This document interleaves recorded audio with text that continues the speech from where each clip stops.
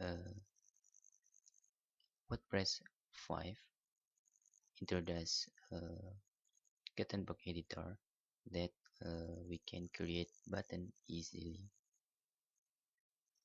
Just click add new post and we will try to create a button. For example, create button for title.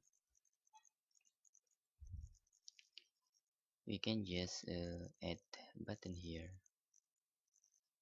and then for example I want to link button to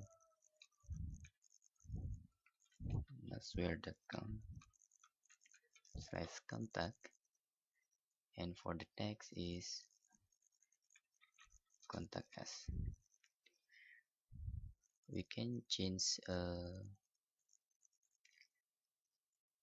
this button color with click this. You can see there,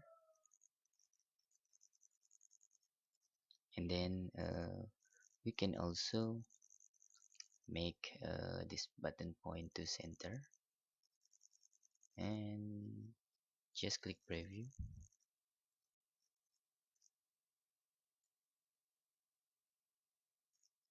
like this. Okay, this button is very simple in WordPress 5. That's all.